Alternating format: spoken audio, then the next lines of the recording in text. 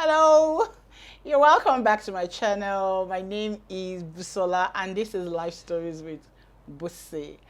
Okay, so I just want to say thank you once again for liking, for commenting, for sharing our videos. Thank you for all the comments and the feedback we've gotten so far. I really do appreciate it. And we're getting bigger. We're getting bigger. Thank you very much for making that happen. Okay, so today's story would shock you in an interesting way. It will shock you. I have someone who will be joining me soon. Her name is Favour, and Favour will be sharing with us how our older sister, how our elder sister sold a baby for 20,000 naira. Yes, you heard right. How a sister sold a baby for 20,000 naira. It's a shocking story, but I mean, you would hear it in a bit. Because Favour will be calling us and she will be narrating the story to us. Of course, I have with me in the studio today, I have City Buildings. City Buildings is offering for sale properties in city gardens. Now, these people are people that you should deal with because I can vouch for them. You should deal with them because when it comes to selling land, you know, they do that. When it comes to selling properties, they do that. For land, immediately you pay for the land, you get your allocation. So it's not one of those lands, it's not one of those companies where, you know, you pay for 5 years and you don't have your allocation. Immediately you pay, you get your allocation. So City Buildings is offering city gardens for sale. To get in touch with them, you can call them on 0902 818 2753. So I'll be putting the call through to Favour in a bit and she would explain to us in full the story about how a sister sold a baby for 20,000 naira. Hello Favour, how are you doing today? I'm fine. Happy New Month. I wish you the same. Nice hearing from you. Thank you for wanting to share your story. Yeah. Favour, by the way, sent me a message on on YouTube, on the YouTube channel, on our comment section, and she wanted to tell me her story, and then she shared her story with me. And I said, no, we need to share this story because there's a lot of lessons to be learned from this story. Okay, so Favour, you have Yeah. the floor. So tell us this story because I'm sure people are wondering what kind of story is that? Your sister sold your baby for 20,000 naira. Please tell us Yeah. about this story. Yeah, it's really terrible. Still terrible to deal with right now. And anyway, it all started when I was 16 plus, had to go to somewhere in Onitsha. And those days when touch and follow was raining, those days they would say they touch somebody, you just follow them. Okay. So I was among those people. Something like that happened to me. I saw few boys coming behind me. I tried to race. The one of them just touched me. I just lost control and I followed. But I was not conscious at the time. Thing was just happening, but I couldn't move or struggle. So he took me to a compound, raped and all that, and gave me a kind of juice to drink and brought me out. And after a while, I got myself. But after a while, I found out I was pregnant. From where I come from, it was difficult to know. I don't know who to talk to. My father is ex-military and all that. So I ran to my sister, my eldest blood sister, Yes. in Onitsha, where she stayed, to explain to her, see what happened. No, I think I'm pregnant too. I don't know. I was 16. So she took me to a hospital where they confirmed, 3 months pregnant. Right. Ah, my God. So I went back home, my father got to know. My mom was trying to find a way around it. My father sent me away, I ran back to her house. She accommodated me. I didn't know she had a plan.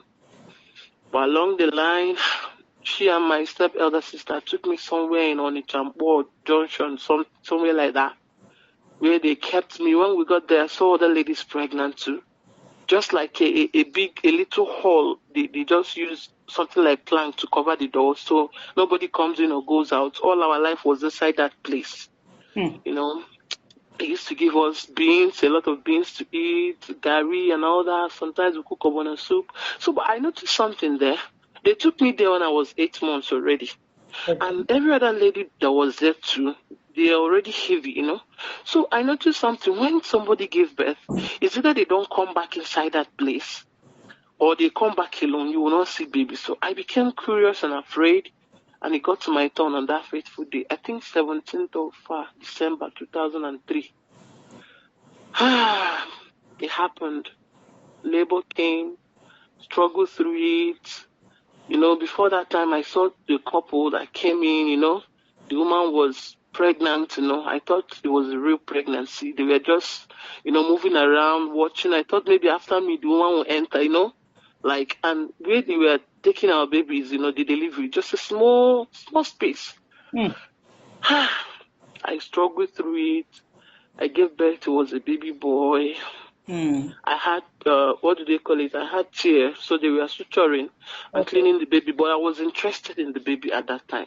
I want to know what was going to happen because immediately I gave birth, I saw that woman removing something from her stomach, pulling her clothes, you know, off and removing something from her stomach. The And woman you saw who looked like she was pregnant, yes, she that was woman, removing something off her tummy.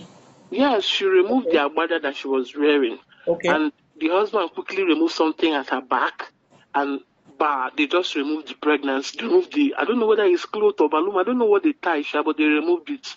Voila, she's not pregnant. My body started shaking, you know. I knew something was going to happen. Maybe they will steal my baby. That was my initial, you know, instinct. They will steal the baby. I started, you know, I was like, hurry up, let me carry the baby, hurry up, you know.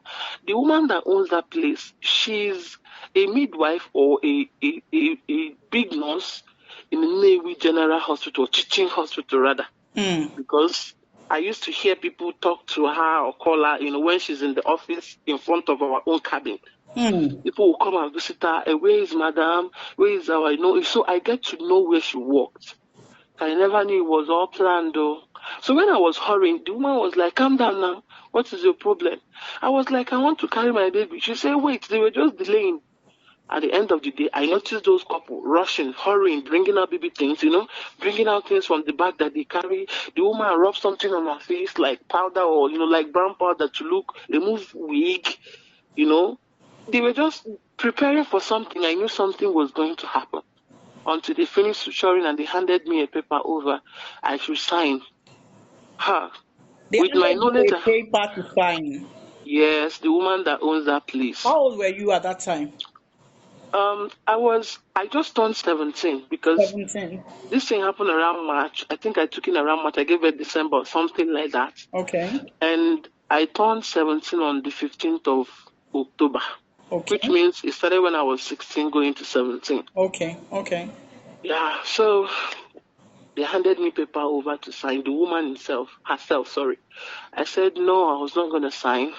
She said, I should sign it now. I was asking her, what is it for? Let me read it. At least I can read.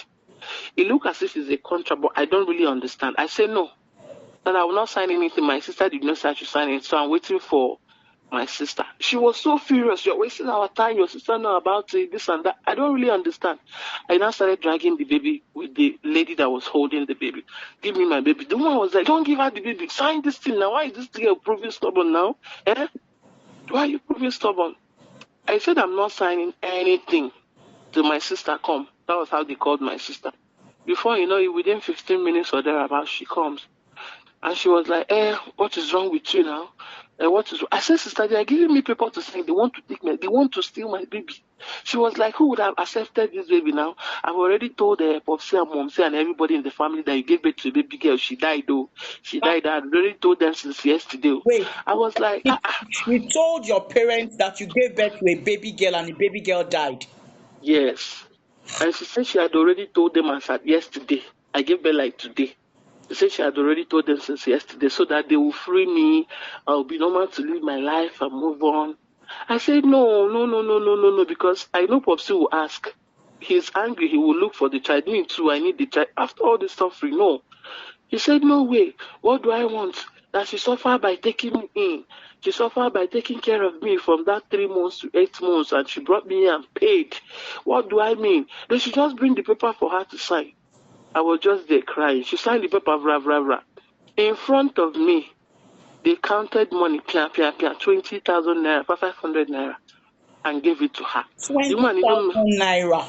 yeah, the woman even mentioned it 20, count it to see if it's complete or we don't have time because the other couple we are waiting. Almost, I cried like never before in my life. My sister did not look back.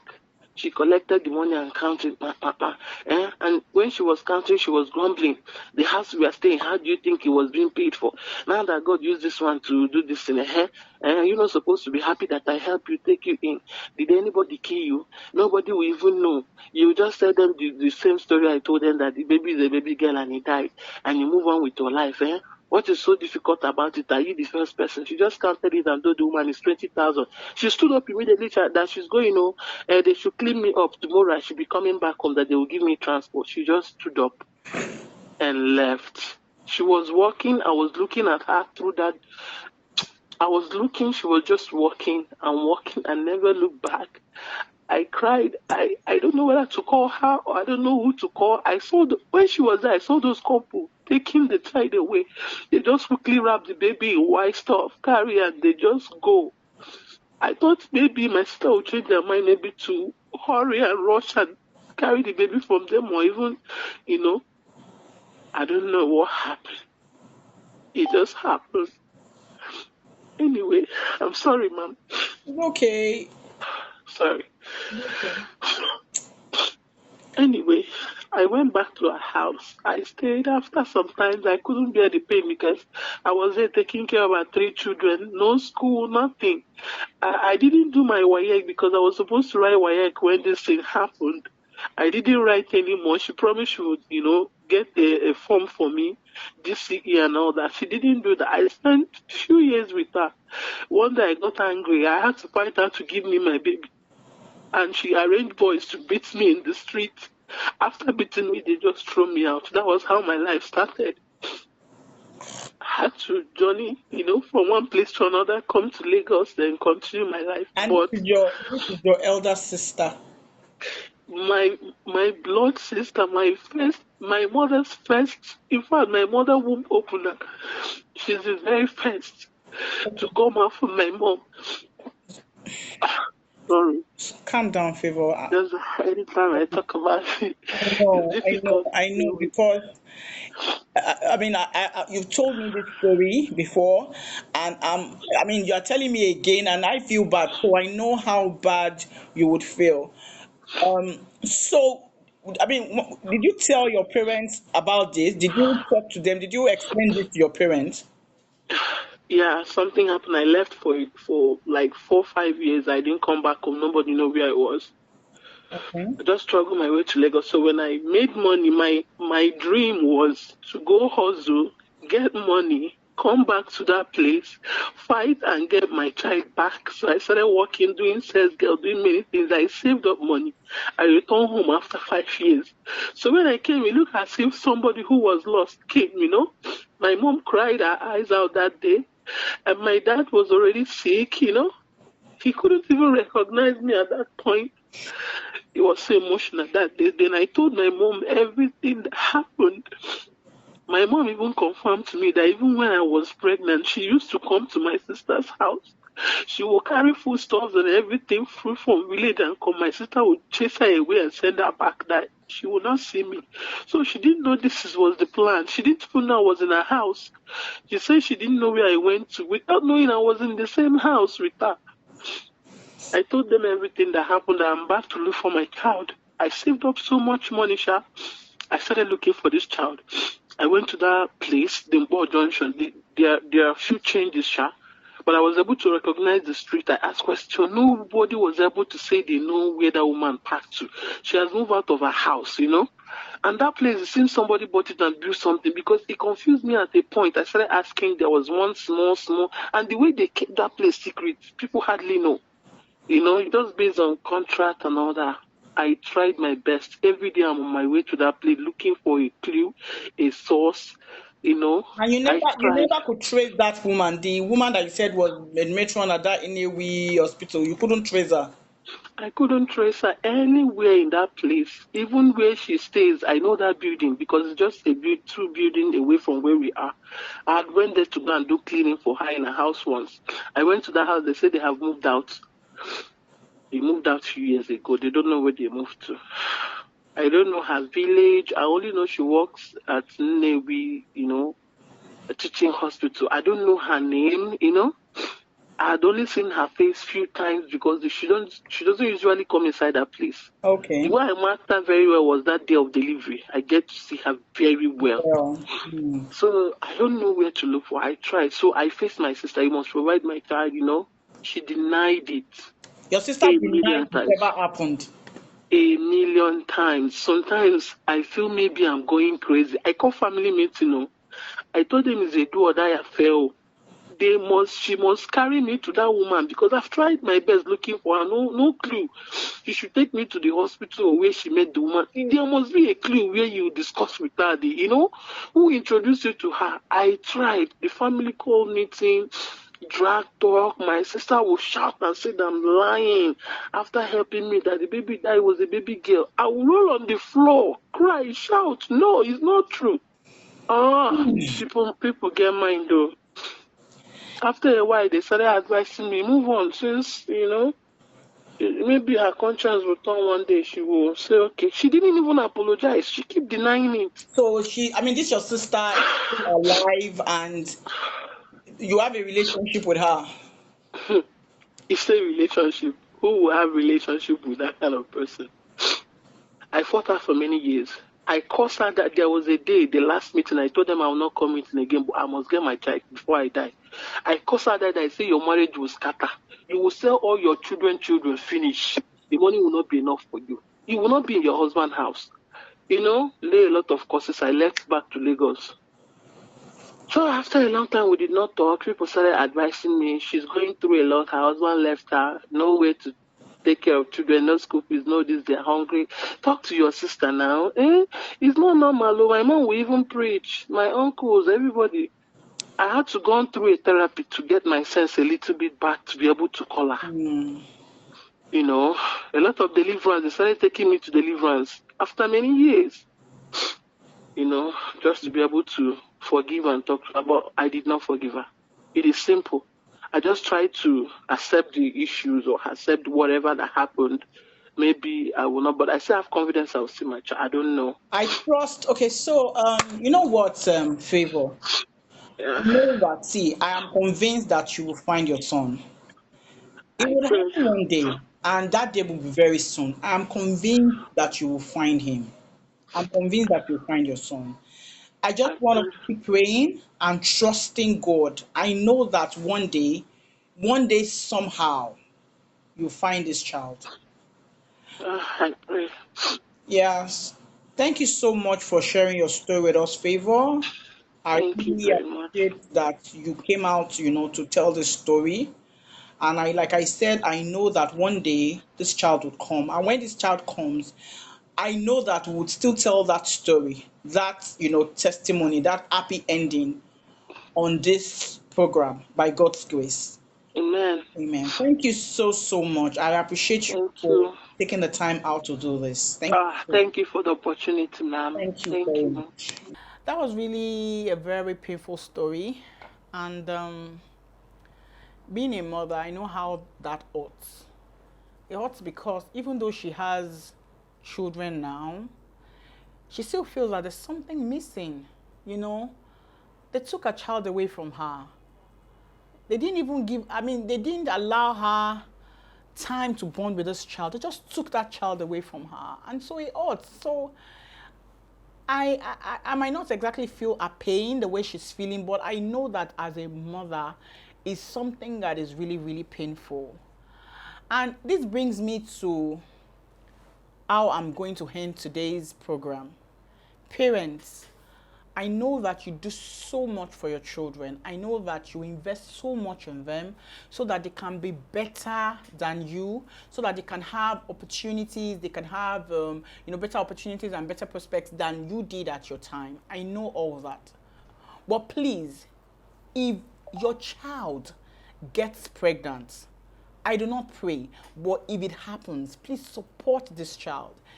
It might, you see, it could just be a curve. You understand? It could be a curve on the way, on the road. But see, even curves, you understand, we can maneuver curves at the end of the day. You know, because I just imagine if our parents were supportive, you know, this would not have happened. I mean, they would have known that, okay, she had a child, you know, nobody would take her child away from her. So parents, I beg you and I urge you, I know that these things can be embarrassing, you know, like how can you have a pregnant teenage child? I know it can be embarrassing and all that, but please support your children so that, you know, it can get better. It can get better. That a child has a baby when they are a teenager does not mean that they cannot make good of their life. You understand? So that's what that's where I'm going to leave this story today. It's a really emotional one, and I just pray that Favour finds a son. Thank you so much for watching. Till next time when we come your way again, my name remains Busola Dele-Davids. Bye. Before you leave, please don't forget to subscribe, like, comment, and share. Thank you.